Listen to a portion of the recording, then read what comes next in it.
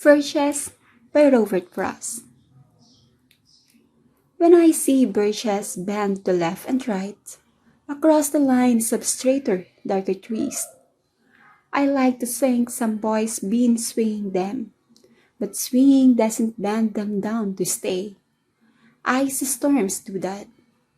Often you must have seen them, loaded with ice a sunny winter morning after a rain.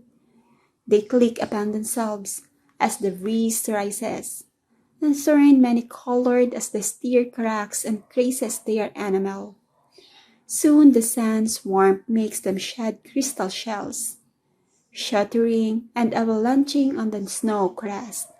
Such heaps of broken glass to sweep away.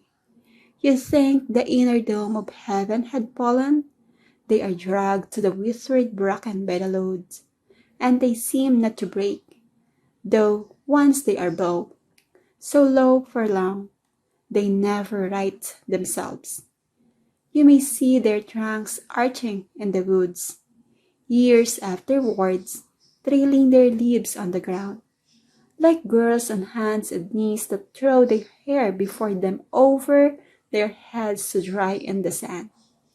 But I was going to say when Truth broke in, with all her matter-of-fact about the ice storm, now and I breathe to be poetical. I should prefer to have some boy bend them as he went out and in to fetch the cows. Some boy too far from town to learn baseball, whose only play what he found himself, summer or winter, and could play alone. One by one he subdued his father's trees by riding them down over and over again, until he took the stiffness out of them. And not one but hung limped, not one was left for him to conquer.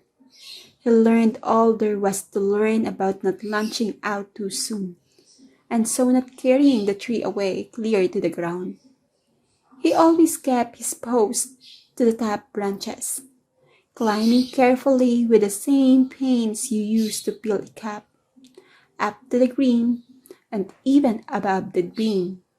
Then he flung outward, feet first with a swish, kicking his way down through the air to the ground. So I won once myself a swinger of So was I once myself a swinger of birches, and so I dream of going back to be. It's when I'm weary of considerations, and life is too much like a fatless wood, where your face burns and tickles with that cobwebs, broken across it, and one eye is weeping, from a twig's having lashed across it often. I'd like to get away from earth a while, and then come back to it and begin over. May no fate willfully misunderstand me, and half grant what I wish and snatch me away, not to return. Earth's the right place for love.